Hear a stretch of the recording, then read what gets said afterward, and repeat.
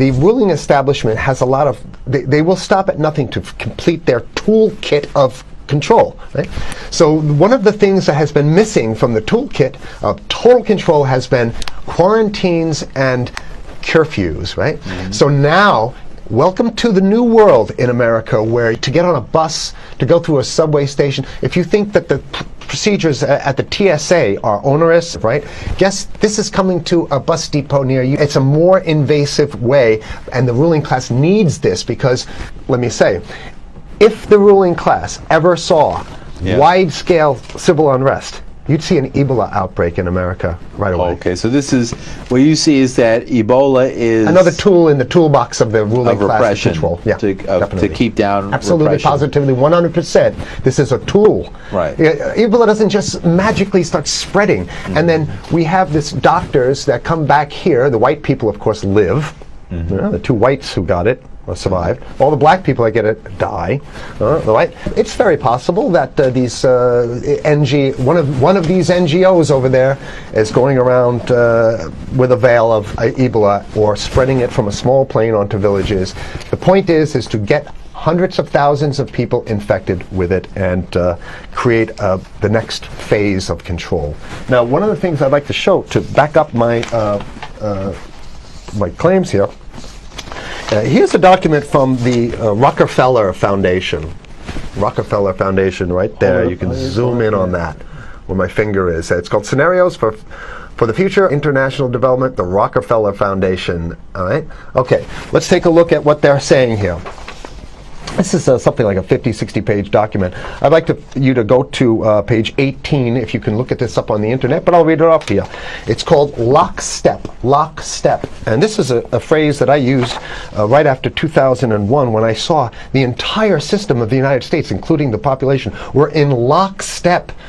So the Congress went along, and yes, it was Osama bin Laden, and the people waved their flag and said, I hate, hate, hate, hate, and everything was in lockstep. Well, in 2010, they published this, Rockefeller Foundation, and here's what they're saying.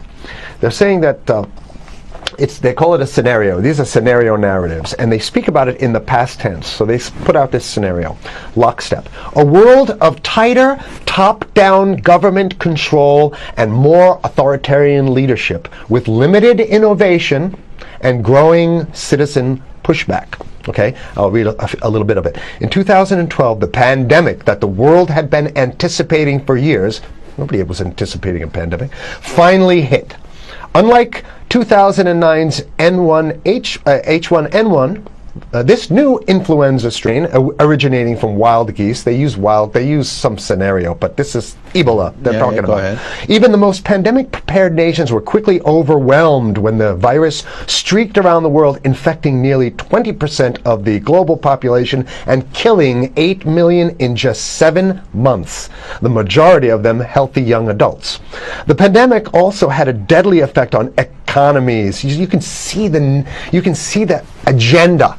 Just naked, raw, naked control agenda written down, and it's anybody's guess how this becomes effectuated in real life. So whether this is written specifically as marching orders or whether people take it upon themselves in the intelligence networks to say, okay, well, this has been produced, so this is the plan here. But these narratives have to be written in advance because the intelligence agencies don't know how to do these narratives. They need help. So these think tanks, they come up with these like Rand Corporation, Rockefeller Foundation. These are think tanks of death. They're not the think tanks, they're not there to find great ways to help people. Right? Okay, the pandemic also had a deadly effect on economics. International mobility of both people and goods screeched to a halt.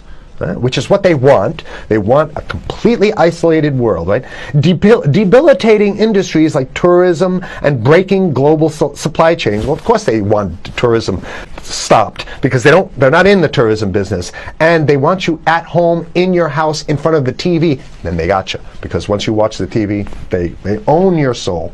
Even locally... Wait a second, we're on television. I mean commercial television, let's say. national. Even locally, normally bustling shops and offices sat empty for months. Okay, so I love how they talk about it in the past tense in 2010. Right? The pandemic blanketed the planet, though disproportionate numbers in Africa died. Southeast Asia and Central America, where the virus spread like wildfire. It sounds like the opening monologue of a disaster movie, right? Exactly. Now listen to, here's the good stuff now. But even in developed countries, containment was a challenge. Now here's this one. I love this one. The United States' initial policy of strongly discouraging, in quotation marks, strongly discouraging citizens from flying proved deadly in its leniency. So they're saying, that... No, keep going. Okay, Read it. proved deadly in its leniency. So they should have been tougher, right? Accelerating the spread of the virus, not just within the United States, but across borders. However, a few countries did fare better. China in particular.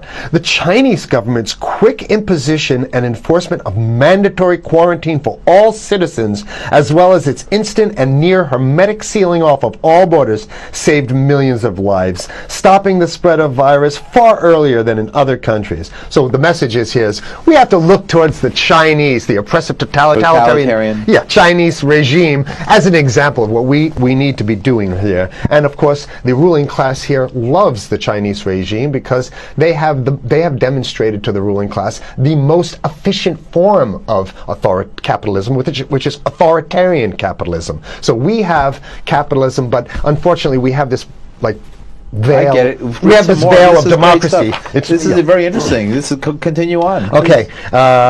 China's government was not the only one that took extreme measures to protect its citizens from risk and exposure.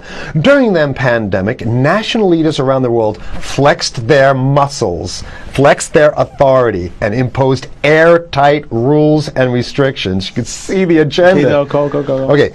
From the mandatory wearing of face masks to body temperature checks at the entries to communal spaces like that's what's happening right now. Yeah, but soon it's going to be like body. It'll be at the subway. Yeah, well, is that what you're saying? We'll be going through this in the subway to get on the buses and the subway, absolutely, things like that. And what this means though is don't think about having a cigarette, a joint on you, or basically you can't.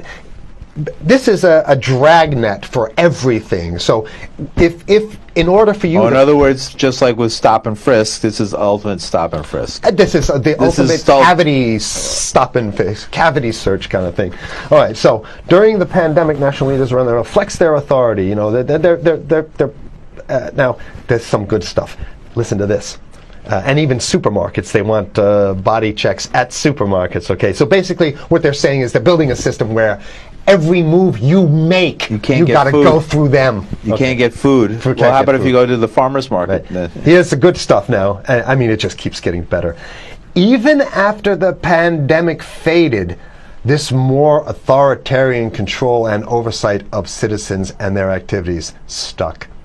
And even intensified. That's the whole point. So they're going to get rid of... Didn't that happen already with 9/11? Of course. 9/11 was how many? 14 years ago, and we still have all these draconian rules. So they're going to put the body cavity USA searches Patriot and all that. That's right. So in order to get to the supermarket, you got to have a body cavity search. And then when there's no more Ebola, well, you know what? We kind of like this way because we have a complete infrastructure of a control grid. In order to protect themselves from the spread of increasingly global problems, from pandemics and national terrorism to environmental crisis and rising poverty, leaders around the world took a firmer grip on power. Well, what the hell would rising poverty have anything to do with imposing strict citizen controls with face masks? So they're very sloppy stuff here. At first, the notion of a more controlled world gained wide acceptance and approval. I'm sorry. Nobody likes this stuff. They're just saying it. I have to provide analysis. We only have 5 minutes left, so that's my God, okay. Citizens willingly gave up some of their sovereignty and their privacy to more paternalistic states in exchange for greater safety and stability. I mean, that's just a complete naked contradiction to the famous saying that if you think you're going to give up a little bit of security, I mean, if you're going to give up your freedom for security, you're going to get neither. That's the long-standing thing. And here what they're doing is They're not even ashamed or embarrassed to absolutely say the exact opposite. They're saying, yes, we all want to give up our privacy and sovereignty for more stability and security and stability. So you don't get that. When you give it up like that, you get the shaft. Can you show us the cover again of what you were just reading? One more time, and then I have two more documents. Right, this is what we were reading here, and just zoom in a little bit so folks can see it. He'll zoom in, don't worry, you can relax. All right. And scenarios for the future of technology and international development. Okay, now I have two more documents. Keep it zoomed. We have the National Security Memorandum of December 10th, 1974. This is Henry Kissinger's brainchild. The National Security Memorandum number 200. You can look that up on your internet. I'll summarize it. He says that there's too many people, we got to get rid of the population. So to answer your question. Oh, from earlier. Yeah, he says, he used the word depopulation, which is different. Depopulation means killing people that already exist, and it's to get the minerals, because we need the minerals. And here's another one. The CDC has a patent on Ebola. They patented it. Yeah? Right. So basically, if you want to get a cure for your Ebola, it says it right up here, right? It says human Ebola virus species and compositions and methods thereof, and it's a patent. It's a patent. They patented the main strain plus something like 17 other strains of it. So they own it now, and I don't know how exactly you can own that, but apparently they've done the same thing. Yeah, I didn't think you could own a natural. Yeah, you can. They've, I guess the main thing to finish off this show is this: that they want to get more control, more and it's going to be curfews and quarantines. So what I'm saying is that unless the American people start to get some new way to revolt, a new way to organize, new way to protest, unless we can break through the apathy, because that's what we have here, then it's going to be a slave state here. The ruling class doesn't seem to have too much resistance. They're getting everything on their Christmas shopping list, and they've been wanting quarantines and curfews for a long time. Now they got it. And if you want to live in a world where you're tricked into all this stuff because it's for your safety, right? And if you want to have a probe and make sure you got to check your pockets, make sure you don't have anything incriminating on you before you go out, and when you step out of your house, you want some police there to monitor and see what you're doing. If that's the world you want to live in, be apathetic, don't do anything. You're going to get that world very soon. It's coming your way, definitely. Mm-hmm. Yeah. So what should people do? What's the hope? You have 30 seconds. To wake up, learn about it, and go fight these bastards in Washington. They're easy to beat. If we can just organize, we can beat them. It's simple. They're weak, and there's so few of them.